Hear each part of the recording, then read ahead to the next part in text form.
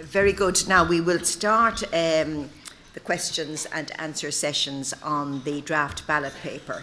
But before we do, I have just a few comments to make. First of all, I want to draw your attention to our expert advisory group who are here to answer questions which may arise. And we have Oran Doyle and Rachel Walsh from Trinity College. They're the lawyers. And then we have the political scientists. We have Robert Elgie and Kevin Rafter from DCU. Teresa Reedy, whom you heard giving a very interesting presentation yesterday, from UCC, and John Gary from Queen's University Belfast. So we couldn't have a better range of experts to answer your questions. But before we go into the questions, we're going to adopt an approach we adopted on the last occasion and which we felt worked very well. And that is, I'm going to go around the tables and I'm going to ascertain from the facilitator, from each facilitator, the questions on which there is consensus, in other words, agreement at the relevant table. So I just want to emphasise, if there is agreement, you all understand that. If there's an agreement, let me know what question there is agreement on. And I'll call out the table, and the facilitators needn't explain that they're facilitators. We all know that. And after I've gone around the 14 tables, the Secretariat will do a tally of how many questions there is consensus on, and we'll put those questions to a vote. Well, to ensure that everybody is happy that we regard those questions as having been agreed. So I'll start the process with table 1. Any agreement on any question? Thank you. Yes, table 1 is happy with question 1, 3, 4, 5, 6, 7, 9 and 11. Oh, very good, very good. Table 2. There is consensus of the citizens on table 2 with the questions 1, 3, 4, 5, 6, 7 and 11. Very good. Then table 3. Table 3 is happy with questions 1, 2, 3, 4, 6, 7, 8, 9, 10 and 11. 10 and 11. Thank you very much. Table 4. Table 4 are happy with questions 1 to 8 through and 11. 11. Thank you very much. Now, table 5. So the citizens at this table are happy with questions 1, 2, 3, 4, 6 and 7. Very good. Thank you very much. Table 6. Good morning, Judge. The citizens at table 6 have consensus on questions 1, 3, 4, 5, 7, 8, 10 and 11. Very good. Thank you very much. Table 7. The citizens at table 7 are broadly satisfied with 2, 3, 4, 6, 7, 8 and 11. And 1 wasn't included. Was it? No. Yeah, thank you very much. Table 8, please. The citizens on table 8 are happy with questions 1 to 7 inclusive, 10 and 11. Thank you very much. Table 9. The citizens at table 9 are happy with questions 1, 2, 3, 6 and 7. Thank you very much. Table 10. The citizens at this table are happy with questions 2, 3, 4, 6, 8 and 11. Thank you very much. Table 11. The citizens at table 11 are happy with questions 1 through 7 inclusive, and question 10. 10. Thank you very much. Table 12. The citizens at table 12 are happy with questions 1, 3, 4, 5, 6, 7, 9 and 11. All right, then table 13. The citizens at this table are happy with question number 2, 3, 4, 5, 6, 7, 8, 10 and 11. 10 and 11. Thank you very much. And table 14. The citizens at table 14 are happy with questions 1, 2, 6 and 11. 1, 2, 6 and 11. Yeah. Thank you very much. All right. We're going to have to do a little bit of tallying.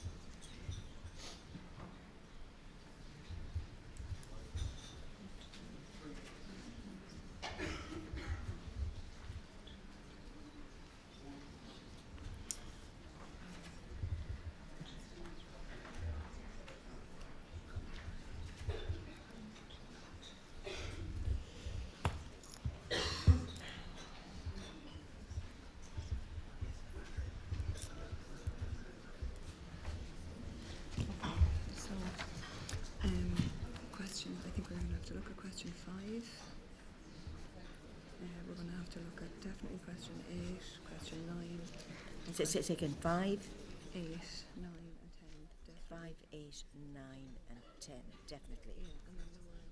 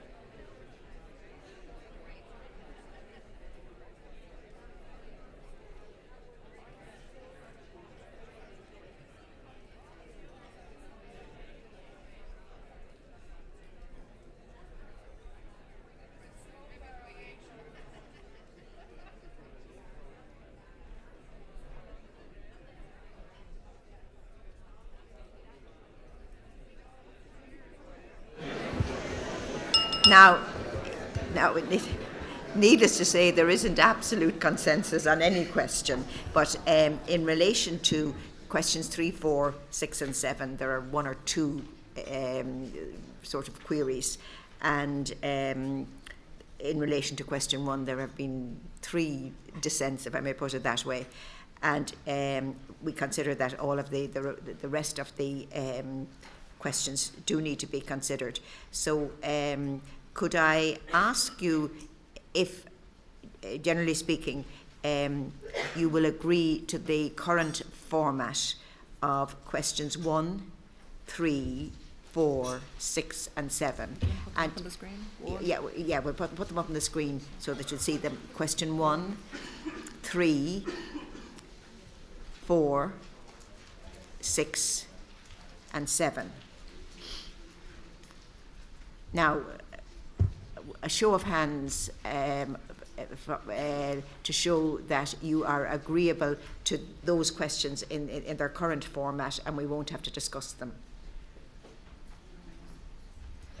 Well, that's a huge majority, a huge majority. So then what I propose to do is regard those questions as agreed upon, and we'll now go on to the remainder of the questions, and we'll start with question 1, and I'll put question 1 up on the screen.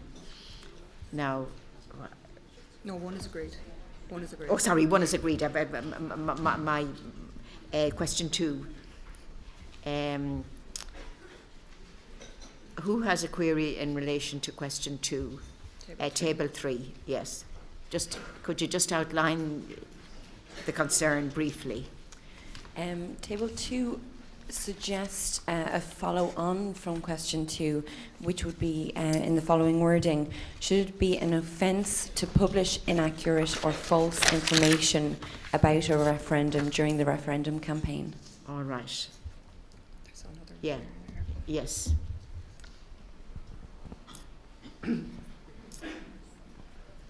Table 1 had a follow-on question as well. We think it should follow on from question 2, which is, do you think that the Referendum Commission should be obliged to use its expertise proactively to disseminate information in a user-friendly manner?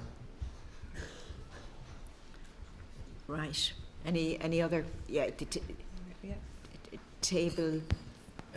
Table 12 would propose an amendment to question 2, in that, in order to preserve the independence of the Referendum Commission, rather than being obliged to give its view, the question would be amended to read, obliged to clarify significant matters of factual or legal dispute. Yeah, there's some merit in that. Yeah. Any other? Yeah. Table 6.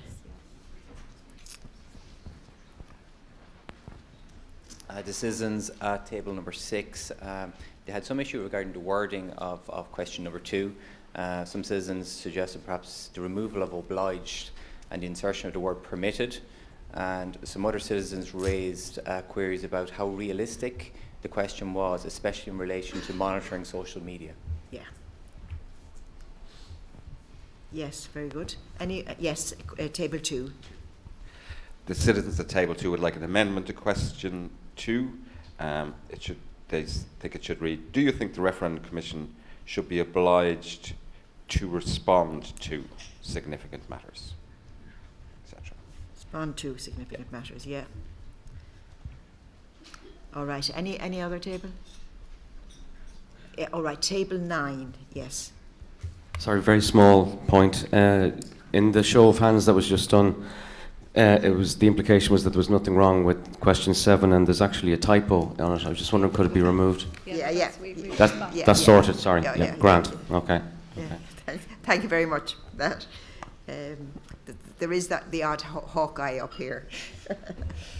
Yeah, very good. Well, we'll go back to question 2, and I'd like to hear the views of maybe Kevin and Robert and Teresa on them. Rachel, maybe. What? Lauren and Rachel. So just to begin, the Commission is already permitted to give its view. The question, so the reason why the word oblige there is to actually make it an obligation rather than just a choice. So that was why the word oblige is there. Any other observations? And I think we could probably just say that give its view instead of clarify or respond, we were probably going for plain English rather than, I mean, yeah. by and large. Yeah, we thought it was a stronger direction rather than clarify or respond. Yeah. I might just add on clarify. A concern that I would have would be that it presupposes that it's possible to give clarity on a particular issue, and some of the issues that we have seen in the past and may see in the future on referendums may not be amenable to straightforward clarity being provided by the Referendum Commission. So that would be a concern I would have about the use of the word clarity. Yeah, yeah. If the Commission gives its view, it's not necessarily right or wrong. So I think that is a proper approach. Any other observations from the Expert Advisory Group? The extra question. In relation to the second issue, in relation to the Referendum Commission acting proactively in a user-friendly manner, we did hear from Mark Brannock yesterday in how the Referendum Commission over different campaigns has evolved and developed its approach, and that it has been more proactive in recent campaigns. He talked about the role of the chair and the individual chair. I suppose in a sense we're taking question one where there is a permanent electoral commission, and that is in place rather than a commission being set up specifically for an individual campaign. Given if there is a permanent electoral commission in place, that proactivity will be there. So we were, in our discussions, we dealt with that issue in user-friendly manner. I think again Mark Brannock did deal with that yesterday, and that's the reason why it's not there as an explicit question. Yeah, yeah. What about the add-on proposed by Table 3 to create an offence? I think that the difficulty there is in the cut and thrust of a campaign. What one side believes is a legitimate position, the other side may believe is false or inaccurate, and who's going to adjudicate on that? It can become very complex and detailed, particularly in a 3 or 4 week campaign, and getting to the courts and getting a determination on that. As it is, even within the context of the broadcast code and the broadcast legislation, where a complaint arises during a referendum campaign, it's not possible to adjudicate, and we've seen that in the past where determinations are long past polling day. I think there would be difficulties. I don't think we spent a huge amount of time yesterday on this particular issue, and I think in terms of it may be that it's something to reflect in a final report that it was a matter raised, but I'm not sure, one, the practicalities, but secondly, I think whether we did in our discussions yesterday and from the experts that you heard from delve enough into the implications of legislation of this order. Yeah.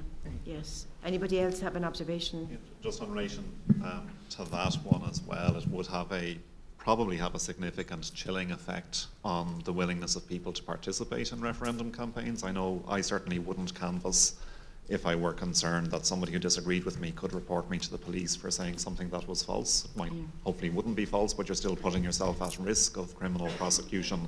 I certainly wouldn't write anything in the newspapers saying what I thought a constitutional amendment might result in case I turned out to be wrong and somebody reported me to the police for saying something false in a campaign. So I think having a criminal offence on anything has sort of ripple out consequences in terms of how people behave.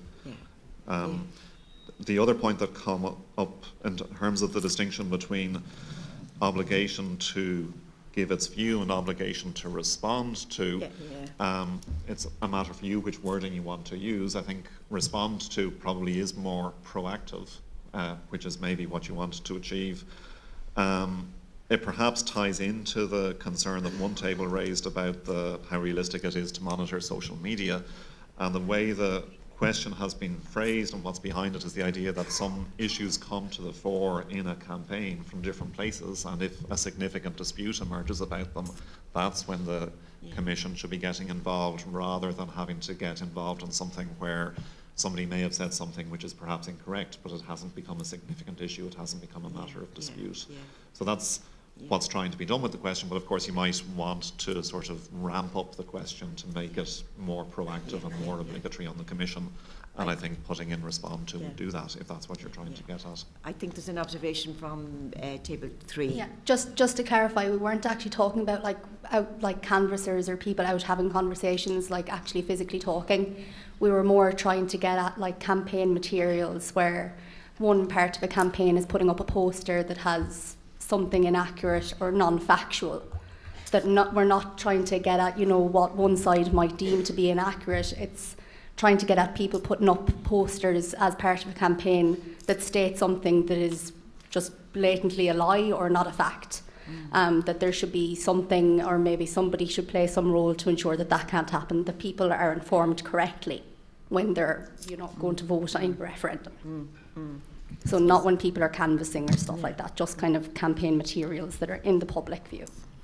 On that, I think if that's your key concern, I would hope that the question in relation to the role of the Referendum Commission and an obligation in respect of intervention on the part of the Referendum Commission could deal with those kinds of very prominent public instances of clear factual inaccuracy. I think the wording of what's suggested in terms of an offence seems to go further, and there would be implications for individuals commenting, participation in social media in relation to campaigns, etc., that would be broader reaching than probably what you want to do if that's your concern. So my suggestion would be that the role of the Referendum Commission, if you keep the obligation aspect there, would ensure that that could be captured.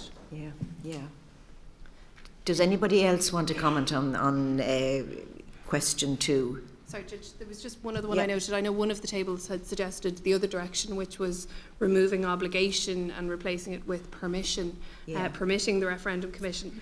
And we had discussed that in light of Mark Brannock's presentation yesterday. What we had hoped to capture in the question was the idea that through the identification of significant matters of dispute, that would allow the Referendum Commission to identify the emergence of those major issues rather than requiring it to respond to every comment or every statement issued in relation to a referendum campaign. So that there was an attempt to mediate a little bit between those two positions in the question as crafted. Well, do you all understand the views that have been expressed? And no further questions on that? Oh, sorry. Yeah, table 1. Sorry, I know we're just talking about words now at this stage, but I think give its view is a stronger statement than respond. That'll be my opinion. The Referendum Commission can respond in whatever way it likes in the future as regards factual or legal dispute.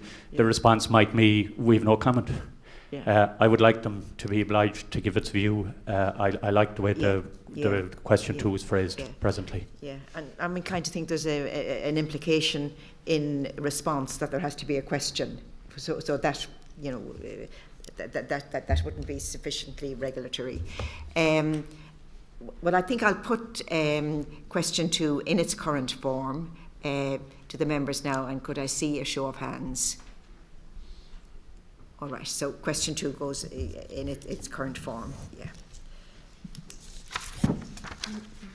Now, the next one is question 5. We put question 5 up. Do you think we should give them those? Yes, we'll start with table 3. Table 3 would like the following inserted at the end of question 5. And high net worth private individuals. And high net worth private individuals. Private individuals. Very good. Anybody else with a view?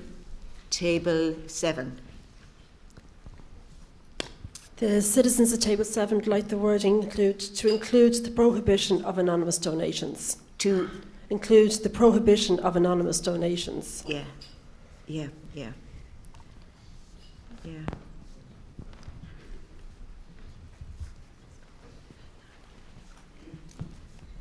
The citizens at table 5 would just like to also agree with that they would like a part put in terms of anonymous donations for a complete ban on that. A complete ban on anonymous donations, yes. Yeah. Table 10, yeah. The citizens of this table agree that wording should be inserted at the end of the question to the effect of "and individuals." Yeah. And they've also said that there should be a question, or the question should address the abolition of anonymous donations. All right. So, yeah. Very good. Anybody else? Yes. The citizens at table 9 are suggesting the deletion of the words "give consideration to" and replace them with "develop and effectively implement."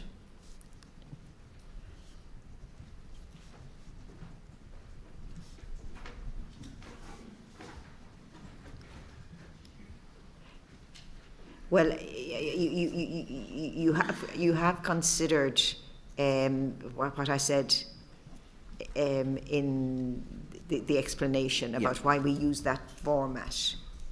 You have considered that. Yeah, very good. Very good. Anything else?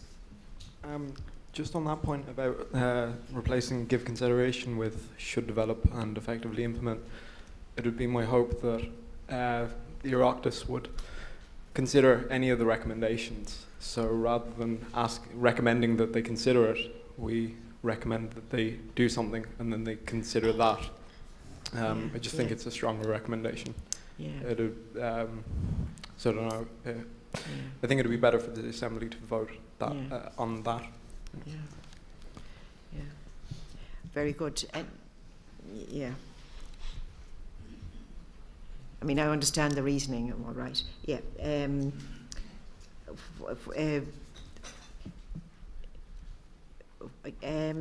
Maybe we probably hear everybody's views on this one. Kevin, what do you feel? In relation to the use of the word "individual," that is already captured in the regulations, where if somebody is donating, they have to register. But we discussed this, and in our context last night, that was been captured through campaign groups.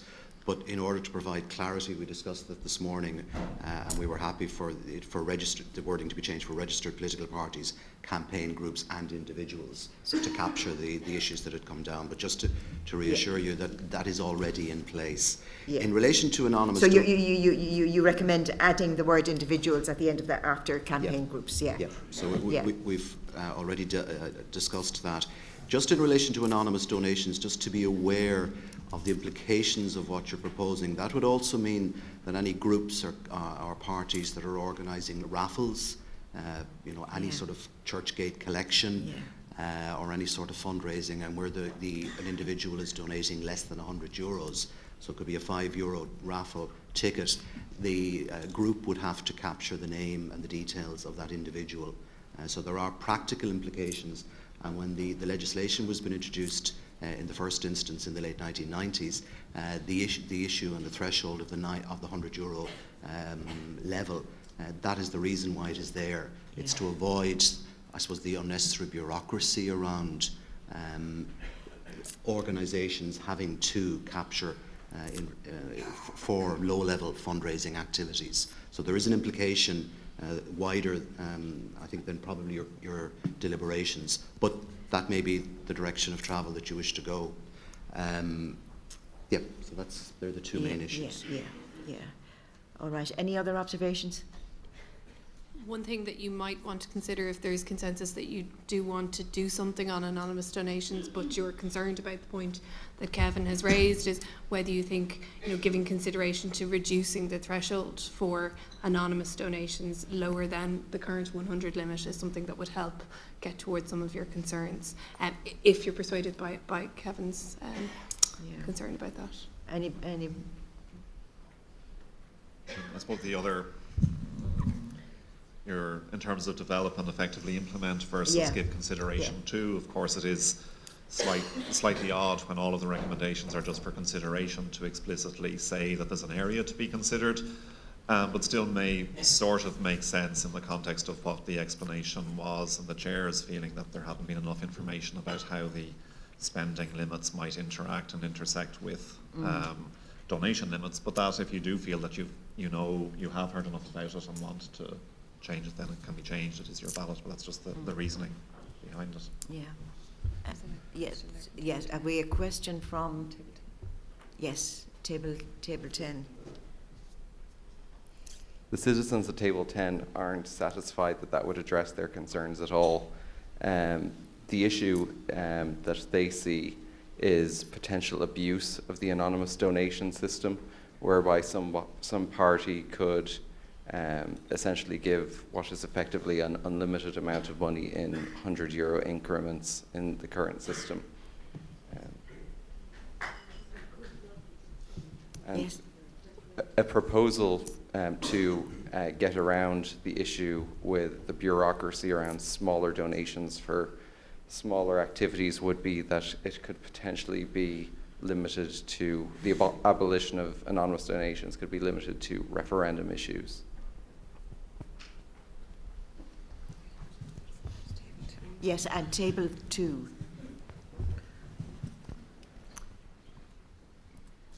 I agree with that point about the anonymous donations, and I think we discussed it a lot at our table 2, but I do think that's why we recommended the system of spending limits. So even if one person anonymously donates €1 million with €100 notes, if every campaign group and political party can only spend the same amount of money, then does it really matter where it comes from? That's where the spending limit, in terms of addressing that.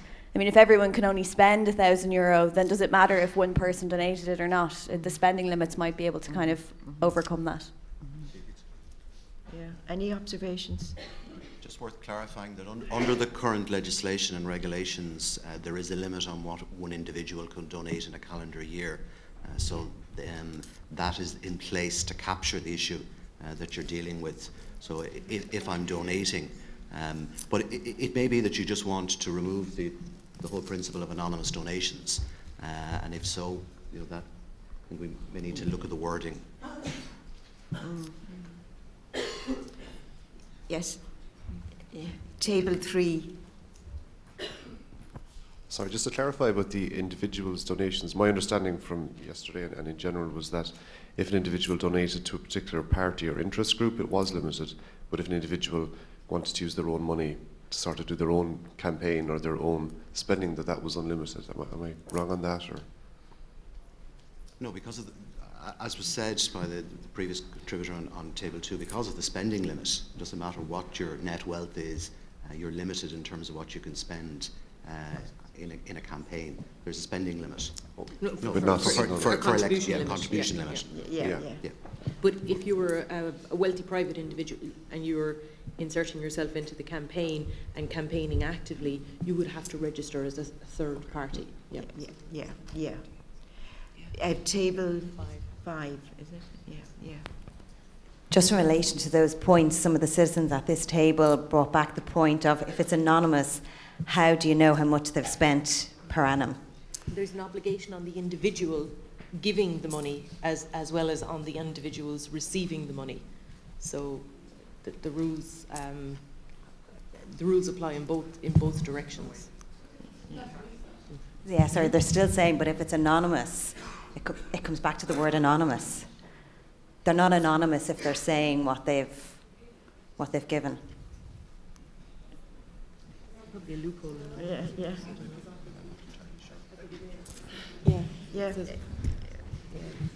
Anonymous donation cannot be accepted in the calendar year. All right. Yeah. Yes. Are we left, if I may put it this way, with one issue arising from question 5, and that's anonymous donations?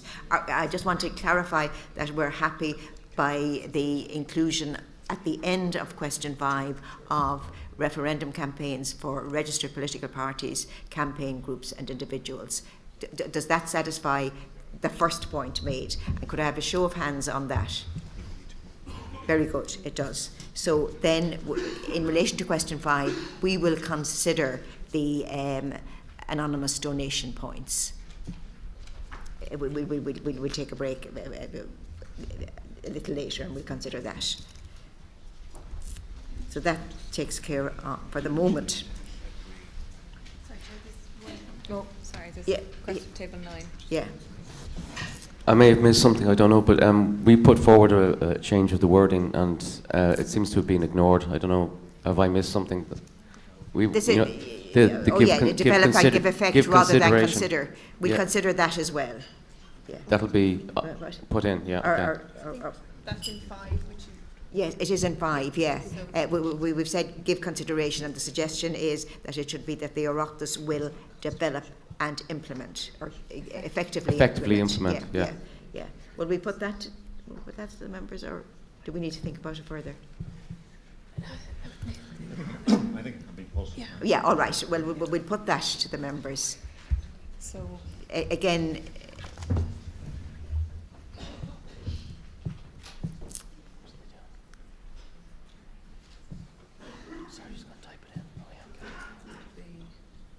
should develop and effectively implement.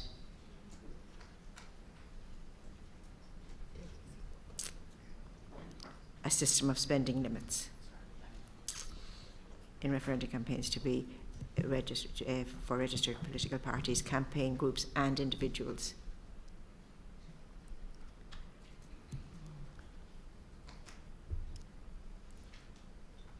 Well, could I have a show of hands? Now, there is an outstanding issue, the anonymous donations, but could I have a show of hands in relation to that? Terminology. Very good. Well, so we agree to that. So we'll move on then to question 8.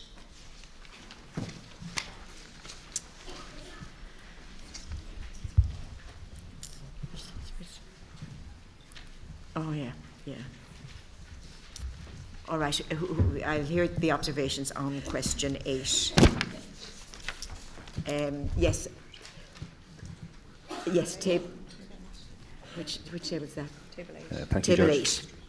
8. The citizens on table 8 were in agreement with the first part of the question in terms of its wording, but would like you to consider extending the question. So it would read as follows. Do you think that it is a good idea to use multi-option voting in referendums? Yes or no?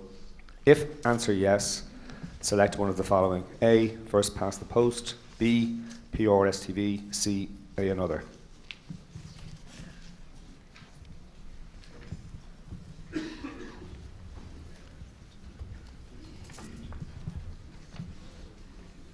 First past the post.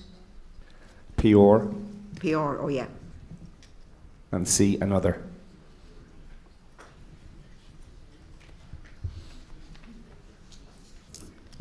Right, table 11.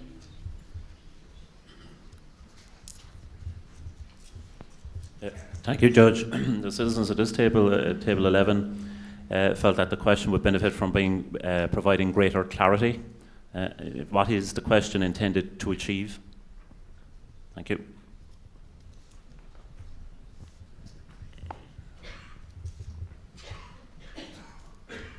Well, I did specifically this morning refer to the slide, Michael Marsh's slide. I don't know whether any of you looked at it, the for and against, or against and for, I think it was, which might be somewhat enlightening, but we'll consider that.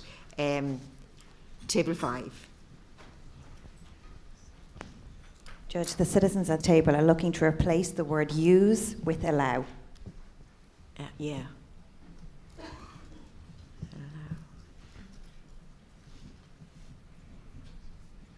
Yeah. Table 1. Thank you. Table 1 are suggesting a part B to question 8. Do you think that it is a good idea to use proportional representation as part of multi-option voting in referendums? All right. Yeah, PR, yeah, very good. Table 2. The citizens at table 2 think the text should be changed to read, do you think that multi-option voting in referendums should be introduced? Should be introduced, yeah.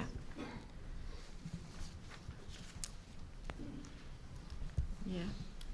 Anyway, yes, I see table 9. I see quite a few hands up. 12 first, maybe. All right.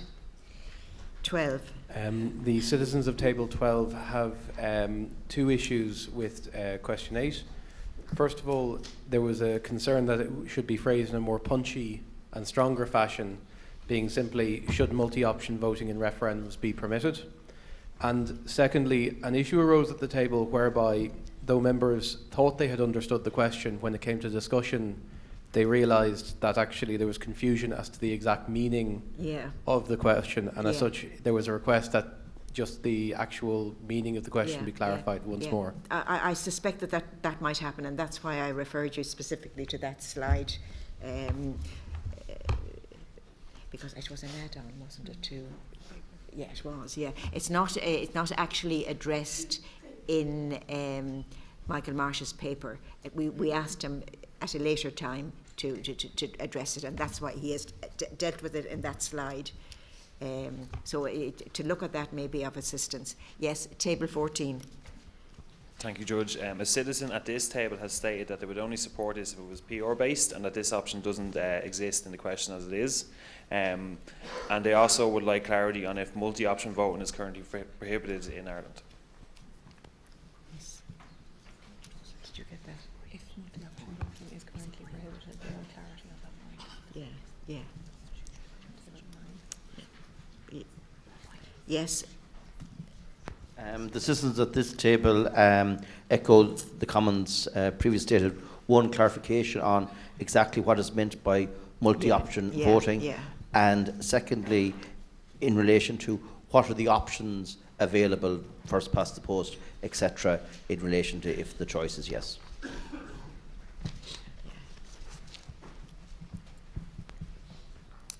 I think that's everybody, is it? Well, we'll hear from we'll hear from John first of all. I'll kick off with a couple of comments. And I mean, you'll have learned that I'm not surprised that you had difficulty understanding what it meant. I had difficulty myself this morning. Certainly the question can be improved in part because I came up with the wording of the question. So I agree with a lot of the comments that have been made. At one level, there's a tension between should the question say something like this should be done, or should it be allowed to be done?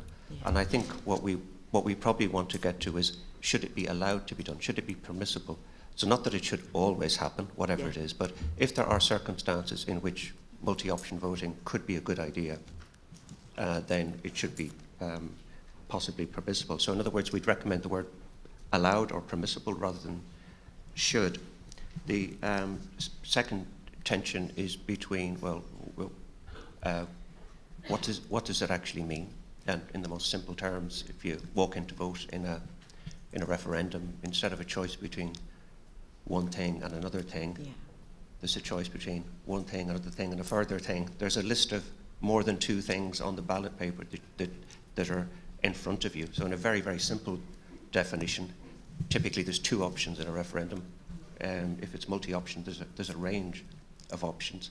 But crucially, how does the result get arrived at? And I quite like Table 8's iteration of this, which was shared to some extent with the other tables, which is if you have multi-option voting, which is basically there's more than two options, then as a decision-making mechanism, you can either go for first past the post, whoever gets the most votes wins, or what we're more used to here, like in Irish presidential elections, for example, you'd rank order the options in order of your preference, and then a winner would emerge like that, like in an Irish presidential election.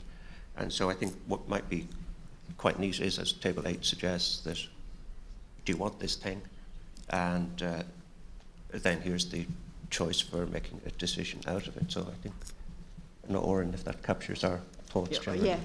Yes, Oren, please. Yeah, I think that does. Just to add, there was a question, is it currently prohibited? Our view is yes, it's not explicitly prohibited in the Constitution, but the clear method that the Constitution lays down for referendums, it requires a text to be approved by the Dáil, by the Seanad, and then by the people, and it has to be the same text, which wouldn't be the case in this.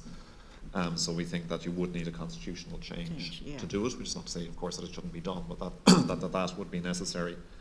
And we did play around with a couple of different wordings, but I think this might be one. I think there's ways in which I think a lot of questions converge on pretty much the same point, as John has said, and we can put together those into a wording and come back to you with two questions, one focusing on that and the other on the mechanism of PR, or whatever the political scientists will give us the correct term for what it should be in the context where you're only choosing one option.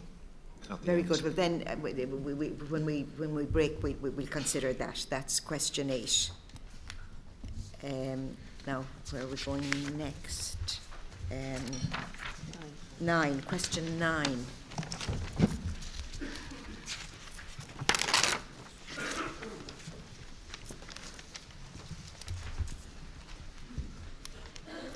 And question 9 up on the screen. Yes. I'll start here with 8, table 8. Thank you, Judge. There was a general discussion around the table as regards question 9, and there were both queries and objections to the insertion of "in principle" in the question. You did reference earlier on that you'd had a conversation in relation to this last night. You just felt that wording ought to be removed, and additionally there was a query as to if the question stayed as it was and the answer was ultimately yes, what would potentially happen if the Oireachtas failed to implement such a thing in the stated time period? What kind of implications would there be for the House of the Oireachtas if they failed to put into effect something? So you're saying, how could it be enforced? Absolutely. Yeah. Tell me this. You're suggesting that the words "in principle" be taken out? That's correct. All right. Very good. Then table 4. Citizens at the table just question, why 5 years? Oh yeah, that's a good question. Have you any suggestion instead of 5 years? Well, 3 years, yeah. 3 years? Mm. Yeah. Right. Table 7, yeah. The citizens to table 7 would like to know also why 5 years, but they didn't have a suggestion as to another time frame. That's a reasonable question, believe me. They also wanted clarification about what is the longest time frame it took from when a referendum was held to when the Constitution was amended, excluding the 1979 vote on the Seanad. So how long has it taken to implement a vote? They'd like to know from the panel. Yeah, what was the longest time frame, All right, and table 6, 10. All right, 10. Table 10, all right.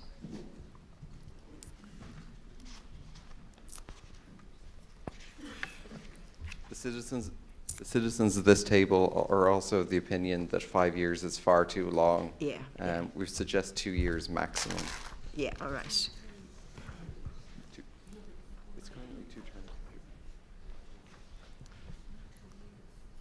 2 terms of the government.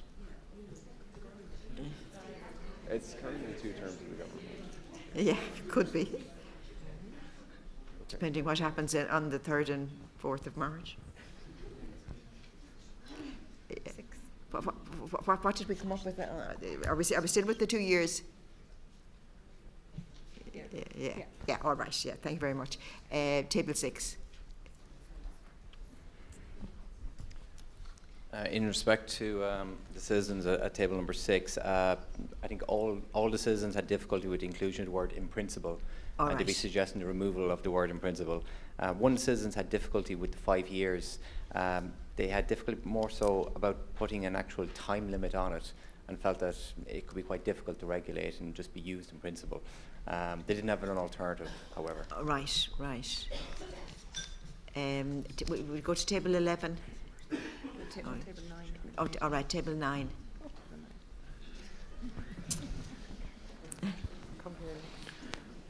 The citizens at table 9 agree with the other tables in terms of the deletion of in principle. All right. Table 12. 11, sorry, I'm getting all confused. Thank you, Judge. The citizens at this table had, in relation to question 9, had a point of clarification. There has also been a request to put in an additional question in section B. The point of clarification is that I just want to clarify that the words to give effect is the same as implement. Well, I think... Can I give you the additional question? Yeah. An additional question within section B would be, should referendums be decided on the basis of a qualified majority?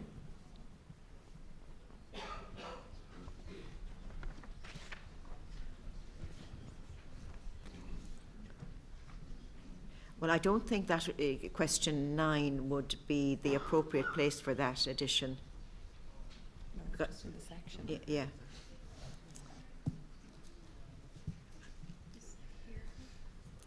Yes, yes, table 2, or table 5, yeah. Judge, the citizens at this table just had 2 queries in relation to question 9. The first one being, what happens after 5 years if it hasn't been affected? And then secondly, does the word should mean must in this context? Yeah, well, it does. 2.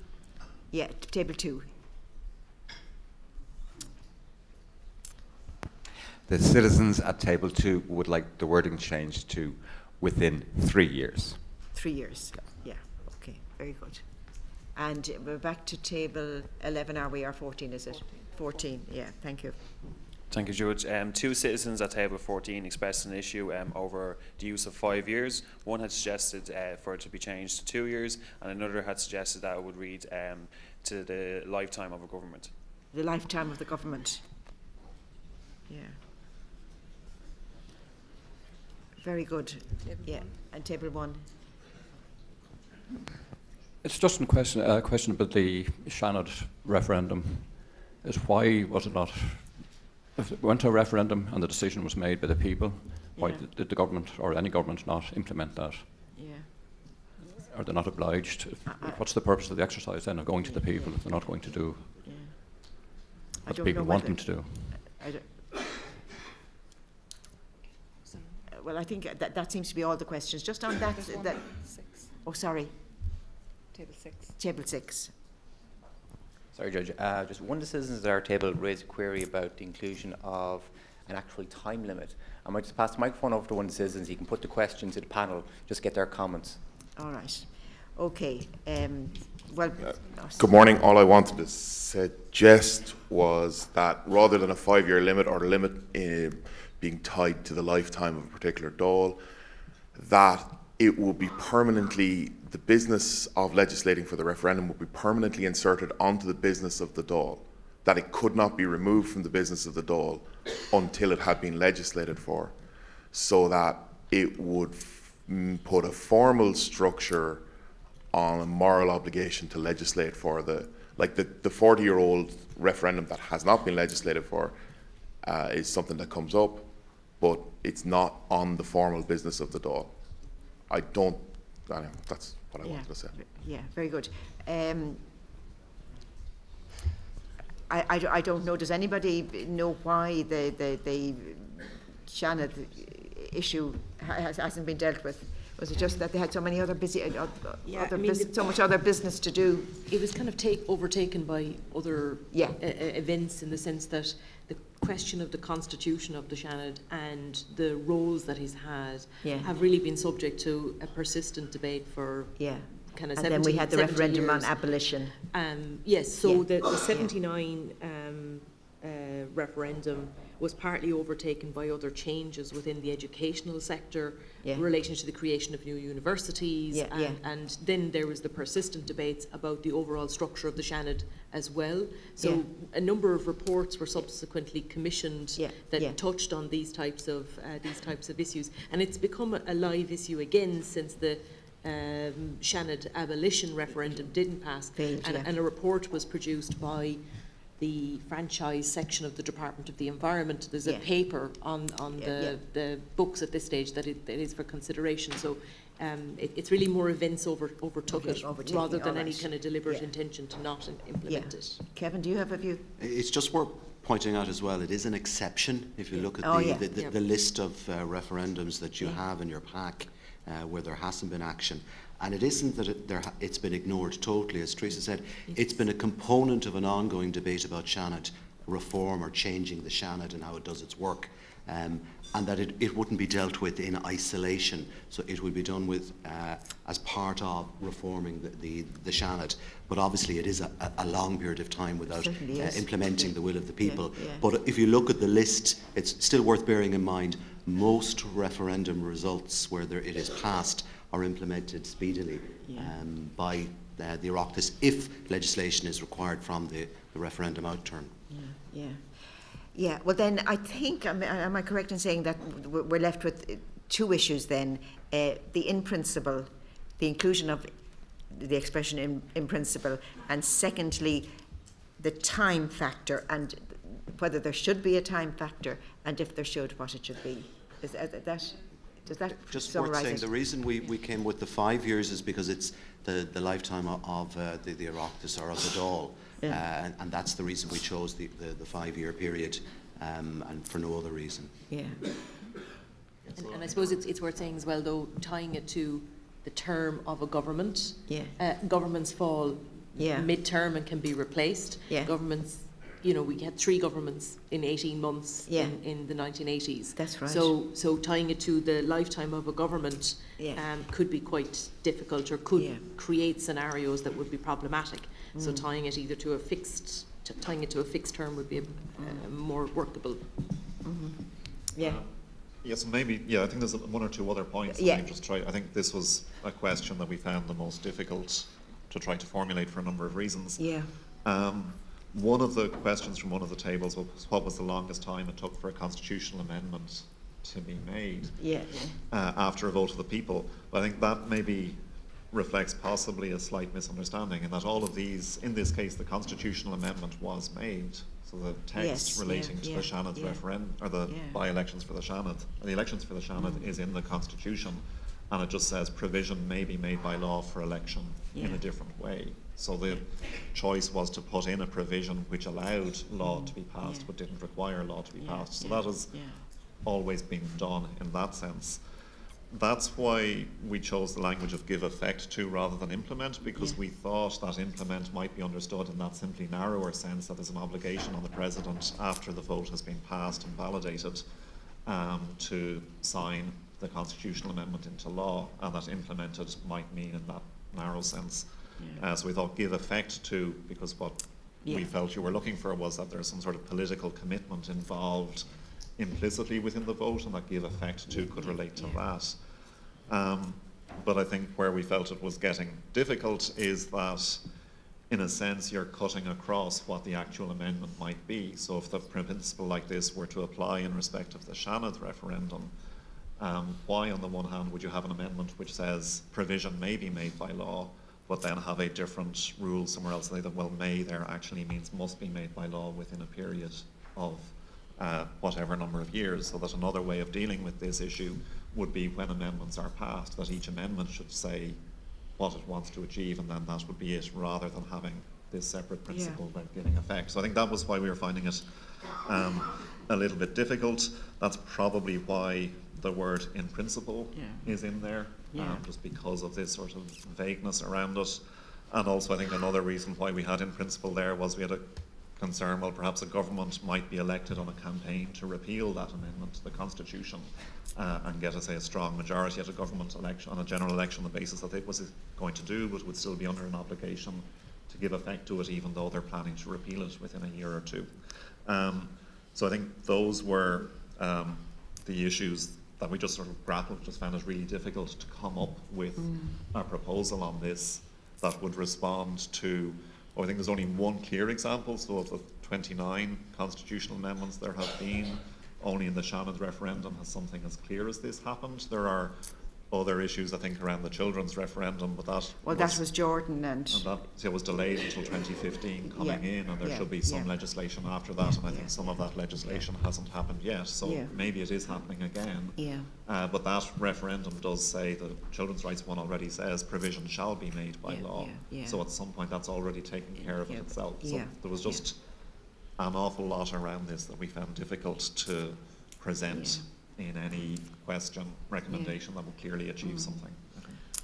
Might just pick up the other question that was coming through on this was, I think, the consequences, if this was adopted as per the current wording of question 9, of failure to adhere to what it's anticipating. I think in using the word in principle, we were trying to capture the fact that consequences for this kind of a principle would be complicated. We're obviously dealing with political actors here, changes of government, changes of balances of power within the Oireachtas, all of which bring a significant level of uncertainty and contingency as to whether these proposals will be acted on, notwithstanding Kevin's point that, you know, almost always they are. If this was to be adopted as a constitutional principle, for instance, you could have the difficult situation of the courts being called upon to order the Oireachtas to adopt a particular form of legislation, which would be complex and problematic from the perspective of the ordinary relationship as we understand it between the courts and the political body. So those are just things to consider and fed into the wording as we put it. Is the position clearer? Would you, in the light of what you've been told, would you be inclined to agree to this, including the words in principle and the 5 years? Obviously, if this were to come to pass, an awful lot of work would have to be done in terms of considering the drafting, the implications and everything. But the objective is to get the message across that if an amendment is sanctioned in a referendum, that it should be done. Isn't that really what it's about? Yeah. Could I ask, would you be inclined to agree with the wording, having regard to the explanations you've been given and the clarity that has been offered?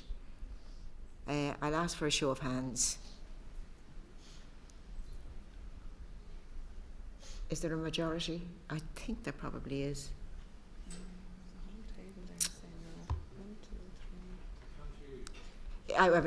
Just a show of hands. They can't hear you. Yeah. Oh, I'm terribly sorry. I'm asking. What I've asked is that, having regard to the clarification that has been given, the explanation you've been given, would you be prepared to accept question 9 in its current form? That's basically what I'm asking, and I've asked for a show of hands on that.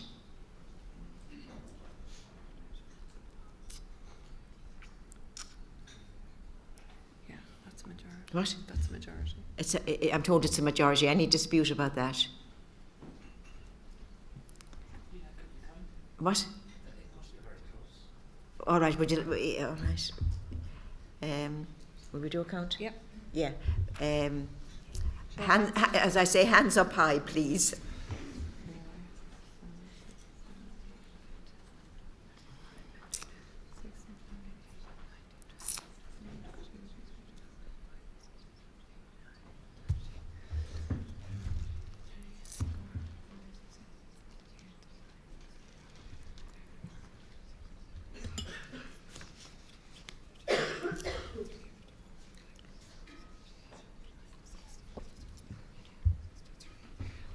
I'm counting 63 members in favour, and there's 84 in the room, so that's a majority. Right. All right. We'll regard that as passed.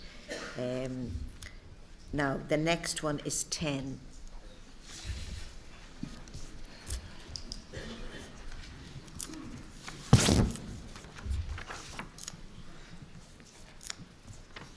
Question, table 12. Question 10. Yeah. Have you? Can we put it on the screen? Just table 12. The citizens of table 12 had three additional options they wanted included in question 10. All right. Yeah. These were handed up during the discussion. Yeah. The first is in terms of there should be a cut-off point across all media for the publication of opinion polls, as it was felt that the impression of being a certain outcome would reduce turnout. There was the second addition is that 16-year-olds should be permitted to vote, arising from Professor Marsh's paper. And thirdly, that voting and the principles of voting and the practicalities of voting be added to the CSPE course in terms of education in schools. The question as handed up stated transition year. The table would like to change that to CSPE. Yeah, all right. Table 10? Yes, table 10. Citizens at this table had a question about F on the ballot paper. That's the ability to vote at any polling station in the state, yes? That's correct, Judge. And the question was, would this include foreign embassies? And they also had a number of proposals for things that should be added. One is to extend the grace period when being out of the state from 18 months to 5 years. Provision for better transport for elderly and disabled people to polling stations, and the facility within second level the school system to inform new and future voters about the system and the importance of voting. Yes, yes. Table 11.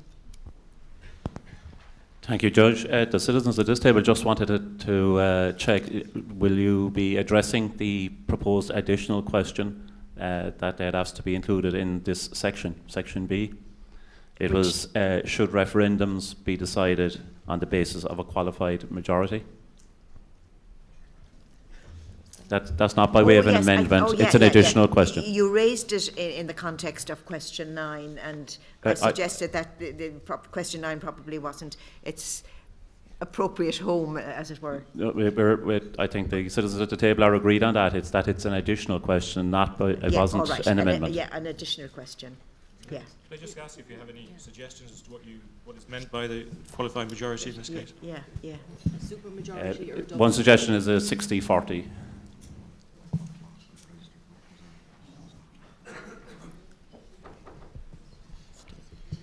And that relates to all referendums, is it? The proposal is that? That's correct. All right, very good. Yeah, we'll deal with that as a separate question, yes. Table 1. Table 1, please. Thank you. One of the citizens at Table 1 had a query for the panel as to whether they believe that the inclusion of postal and online voting would increase the incidence of voter fraud. Yes. Table 7. The citizens at Table 7 would like clarification on, and they'd like to change the wording of 10D first of all. The wording changed to technology-based as opposed to online voting. 10E, they'd like to know what groups can currently avail of postal voting. 10G, if there is automatic inclusion on the electoral register, will there be a provision to opt out? And they'd like an extra part of that, G. The Commission should take responsibility for updating and maintaining the electoral register. Say that again. The Commission should take responsibility for updating and maintaining the electoral register.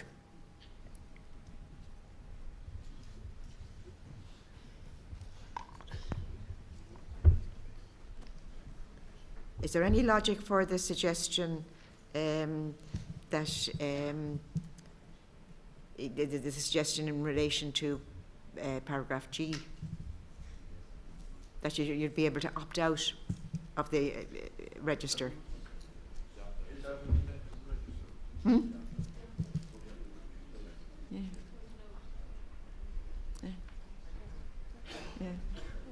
The citizens would just like to know, can you opt out? Is there a provision for it?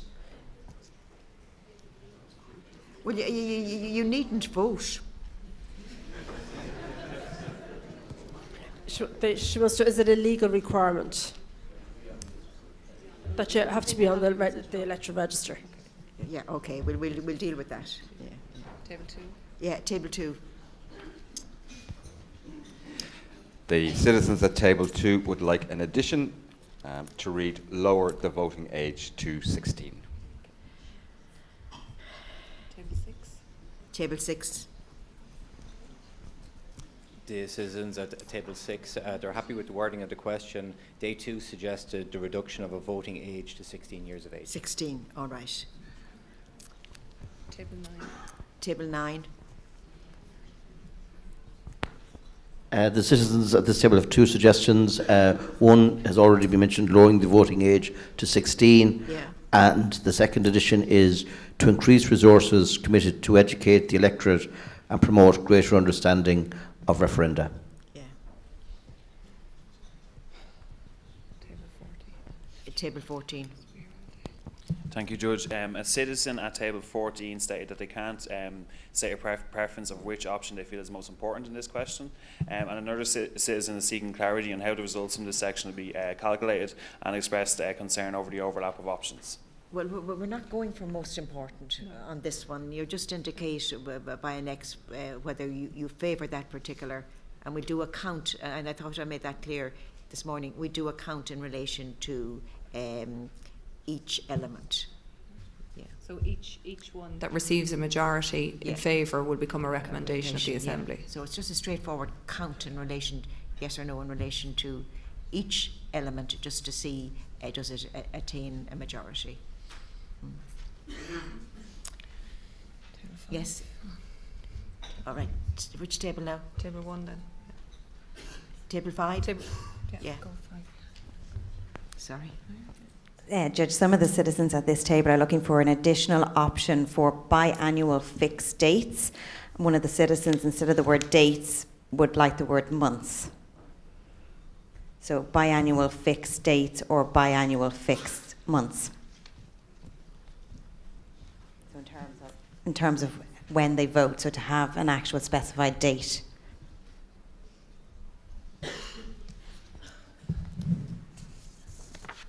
And then we have table 4, I think, yes. The last one, yes. Citizens at table 4, it's similar to what's been suggested at other tables, to reduce the age to 16 and to include educational information for the campaign. Yeah. All right. Yes. We've quite a few issues there. 16-year-old? The age, the 16 age.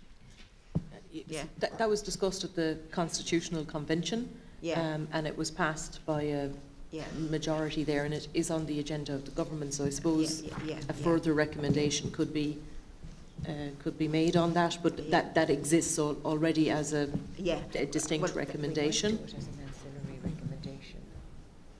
Yeah, we could possibly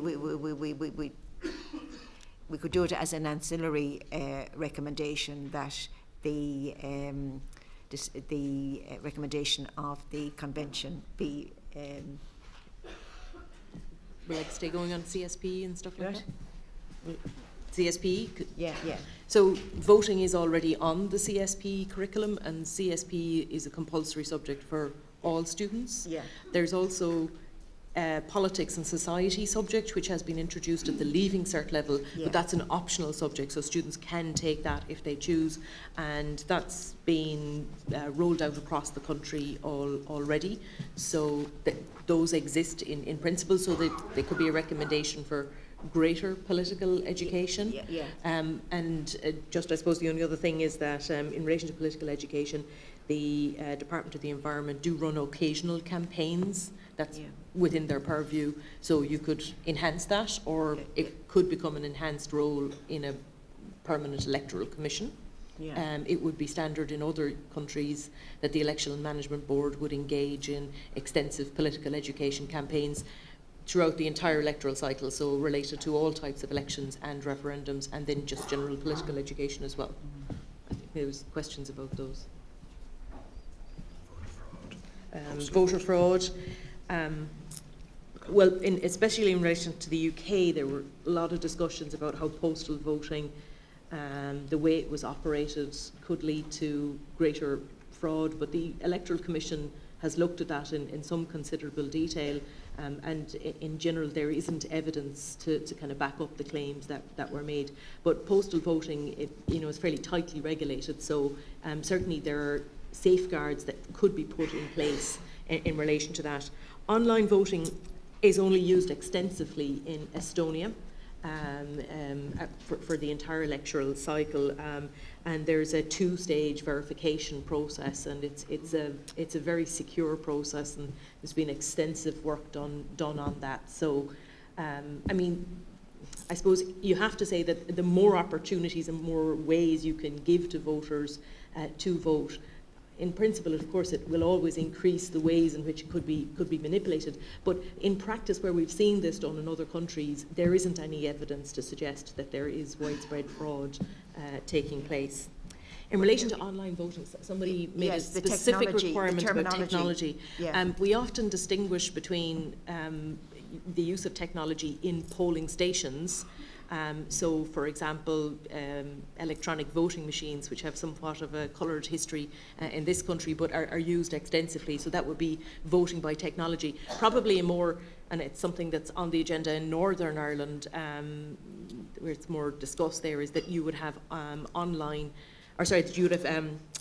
optical scanning machines for counting the ballots in the polling stations, so that when you would go into the polling station, you would vote by paper, and then you would insert your ballot into a machine, which would be an optical scanning device, which would read the ballot paper, and that would expedite the counting process. There would still be a paper record of all of the voting. Yeah. So there are different variants there. Yeah, So you yeah. could add it in as an addition, but it would change how votes would be counted rather than increase yes, opportunities yeah. to enhance turnout. Yeah.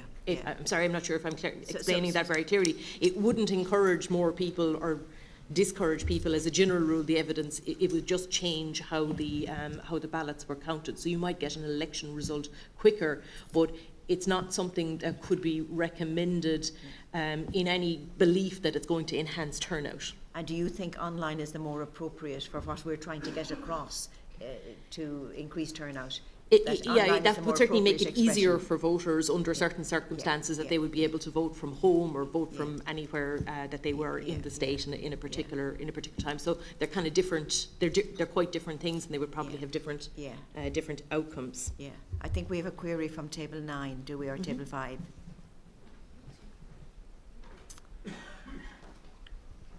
Sorry, Dr. Reedy, you were making comments about the further education.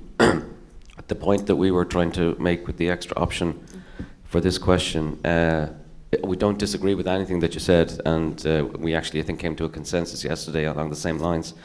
But the driving behind that, our extra option and the word education is in specific reference to a referendum education for the electorate on a given referendum, as opposed to generic political education for the masses, if you know what I mean. So you could add in addition. I think we had the wording that just might explain it, or if it doesn't, you can you can tell me. Increase resources to the Commission to further educate the electorate for any given referendum. So it's referendum specific as opposed to general political education. So, just on that, was what we were trying to get at.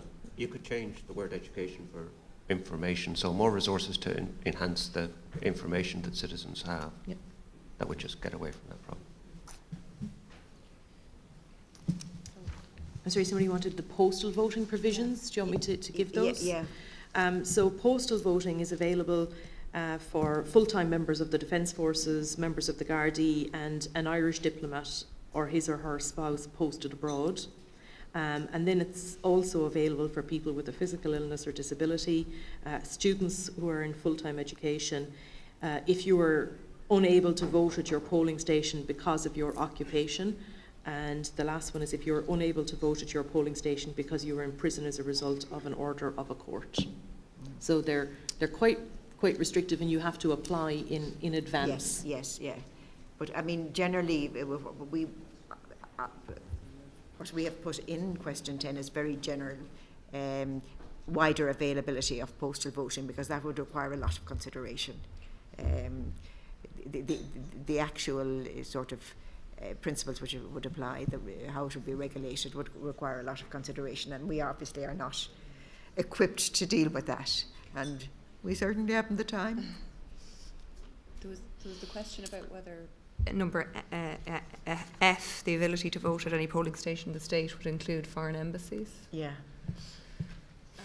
I mean, at the moment it doesn't, and I suppose that's a question that's tied into immigrant voting rights, which is a whole other kind of strand of discussion, which again was actually dealt with in the previous convention. And again, there's a working paper before the Dáil at the moment, one of the committees that's actually looking at the principles around immigrant voting rights. So it's certainly under consideration at present, but it's something that's tied into another kind of strand of conversation about extending voting rights.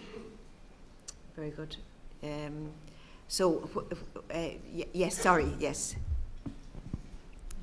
So I have one question and one comment.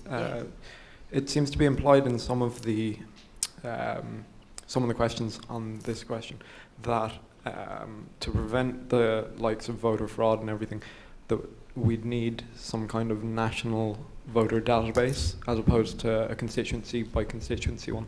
So that was the comment. And the question was, if a number of tables have suggested it, would it be worthwhile for us to have on the ballot about lowering the voting age? About lowering the voting age, yeah. Yeah, well, it has already been addressed by the Convention on the Constitution. All right, okay, well, we can put it on. Yeah, okay, we'll put the, so... Or we vote to put it on. Yeah, I'll just ascertain your views on that. If we were to add an additional element into question 10, which was to reduce the voting age to 16, how many would be in favour of that? All right, well, we'd work out the wording. Yeah. We'd work out the wording, yeah. John, do you have a... there was also one question relating to the automatic inclusion of eligible voters, and there was a concern whether there could be an opt-in or opt-out. I mean, one way to get around that would be to have to add an additional question, and the first one would be automatic inclusion of all eligible voters on the electoral register brackets, and you can't opt out of it. And the second one would be the same thing, but you can opt out if you want, if you'd really like to kind of have that on the ballot. No? Yeah. I think it was more around clarification about the repercussions of not voting. If voting is compulsory or you're automatically included in the register, is there repercussions or consequences for not voting? In countries where automatic registration happens, it's just a facilitation measure. You're put on the register of electors. It is entirely at the decision of each individual voter whether they choose to take up that franchise right. So it's quite different from compulsory voting. Yeah, your name is put on the register, and as I said previously, you needn't vote if you don't feel like it. I think we just missed part of the question from Table 9, which was in respect of online voting, etc., and the need for some identification. The political scientists may be able to tell you a bit more about the why, but our understanding is that, yes, once you move into the realm of online voting at any polling station in the state, in those circumstances, and a usual control and safeguard is the requirement of some kind of formal identification from birth that would track you location-wise, whether that's a distinctive one connected to voting or a general national ID card. Varies, I think, from jurisdiction to jurisdiction, but the political scientists may have more detailed view on that. All right. I'll try and sort of ascertain where we are now in relation to this question, question 10. What? Was a question about a cut-off point for opinion polls. Yeah. Oh, yeah.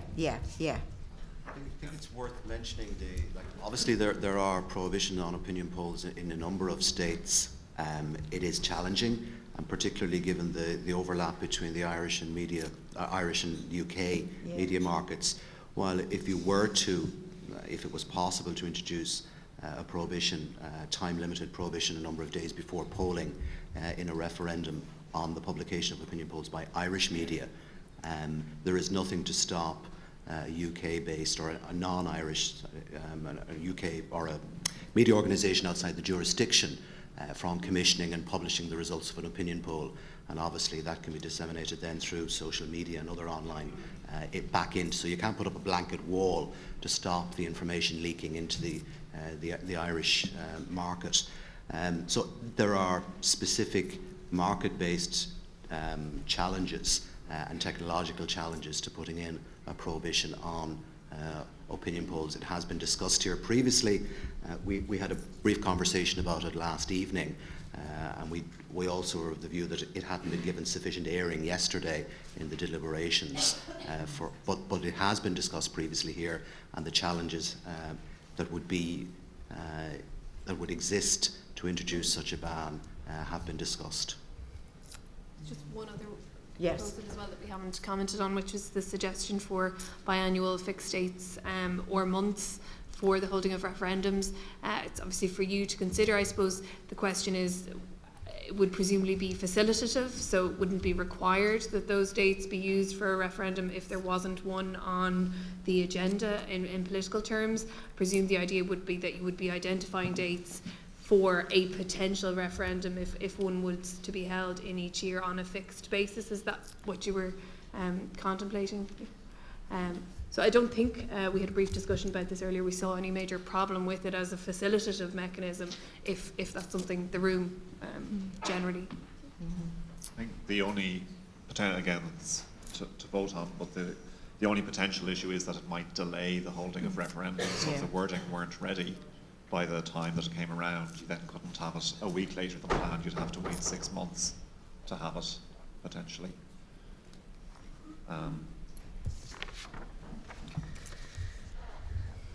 Well, there are a lot of remaining issues. I don't know what the best way of dealing with it is. Yes. Suggested that in the first instance the views are canvassed in relation to, I know there was an additional question about qualified majority for referendums. It'd be good to know if there's consensus on that before we think about drafting something on that as well. But I just want to deal with question 10 now. We're going to add on the 16-year limit. And we voted on that already. What? And we voted on that already, that's agreed. And we voted on that, it's agreed. Are there any other remaining issues of sufficient importance not to agree to question 10 in its current form? Yes? Yes? Just what Dr. Doyle was saying about delaying a referendum, if the wording isn't ready, we could it could either be an ancillary recommendation that the Oireachtas would endeavour to hold referendums on fixed dates or within fixed months, but that it's not. So they don't make it a binding thing if they take action on that recommendation, but that they would endeavour to.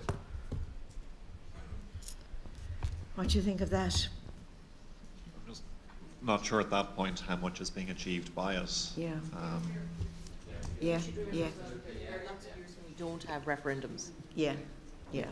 Yeah. So am I to take it that the general view is that we shouldn't go there? Yeah. Yeah. Yeah. All right. So will we take a vote? Yeah. Do we take a vote? The question 10 remains as it stands, but with the addition. Are we changing that technology? Yeah, yeah, yeah. Well, what I'm we're at 12:20. My God, we're running out of time. In relation to question 10, we're going to add you've already agreed to the addition of that element in relation to the 16-year age limit. I want to, subject to that addition being included, would you agree to question 10 in its current form? How many would? Yeah. Definitely a majority. That's definitely a majority. How I know that so somebody has a question. Who is it? Liz. Yeah. The citizens at Table 10 want to ensure that the Assembly considers the extension of the grace period when being out of the state from 18 months to 5 years. You could have that as a separate question. What? You could have that as a separate question. Like, we need to go to the coffee break. Yeah. All right. Yeah. Will we consider that As a separate question. in the break as a special question? Yeah, let's count. What? See if the room in general. Yeah. Well, how does the room have a view about us considering that? Well, put up your hands for those who think it's not necessary to have a separate question. What? Not necessary. Yeah, that we won't have. We won't do that suggested change. Yeah, let Nessa explain. Yeah. The reason I'm asking this question is that last year when we had the marriage equality referendum, that a lot of people came back to Ireland to vote in it, and there were massive campaigns, and it was wonderful, and everybody was very excited about it. But according to the Constitution, unless our legislation, if you've been out of the country for 18 months, you're not entitled to vote. So I'm just concerned that if any very difficult referendum comes up in the near future, that young people who have gone away for their education, for probably education purposes, whose extension may be more than 18 months, will it be ineligible to vote, and it is a very important issue for them. So that's the only reason I'm bringing it, so that if there's any petition then to challenge the result of any future referendum, this may become one of the issues. So that's why I'm bringing it up. Teresa, do you have a view on that? Well, immigrant voting rights are being considered in a parallel process at the present time. That's, but that doesn't preclude the room here making a decision on it, but it is on the political agenda. That's the only thing I can really add to the... Yeah. All right. What I'll ask is, do the members want to include an additional question on that? Sure. Yes. Do you want to include it? Yes. How many want to include it?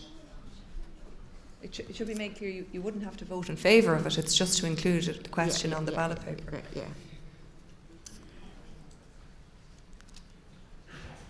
All right. Majority in favour. There seems to be. We'll put in an additional question, but it'll be an additional question. We'll have to word the question. Yeah. I mean, yeah. And I'm going to leave question 10 there. We had said we'd look at question 11 on the basis of but there will only be 3, so I would recommend at this point that we take a vote to leave question 11 as question 11. I just want to deal with question 11. Yes. What? No, I don't take the question because we're an hour all right. over, so All right. just, All right. There were only 3 comments in relation to question 11. And given that we have used up so much time and that we're going to be here all day by the looks of things, I'm going to ask you to indicate whether you will accept question 11 in its current form at the moment. Yeah, all right, then question 11 is passed. So we'll rise now. Sorry, Judge, it was the qualified majority, majority point. Where one of the tables. Oh yes, I agree. We have indicated that we will deal with what's the expression? Majority. qualified majority, yeah. The qualified majority, we'd consider that because it has been raised.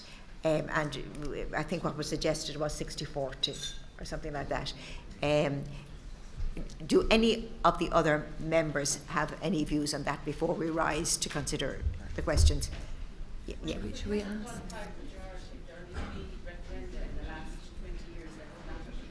Sorry? Sorry, if we had a qualified majority, there are many referenda in the last 20 years that would not have passed. For instance, the divorce referendum, yes, and so on, yeah. Children's rights. Yeah. So All I right. would leave the situation as it is, really. Yeah, yeah. Anybody else have a view on it?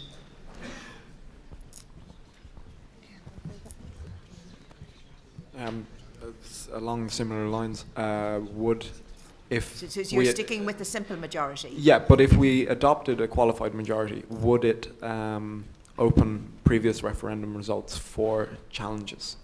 No. It would only apply prospectively, not retrospectively. Yes, table 7. I just say it's a ridiculous suggestion. You can't have a situation where a minority of people can win a referendum. No, it's... Yeah. I think just look for a show of hands as to who wants All to right. include this question. I'll ask for a show of hands as to who wants to include that question. How many? Yeah. And those, a show of hands, those who do not want it included. All right, well, that's the majority, so that takes care of that. So we'll rise now and we'll consider the outstanding issues. How long?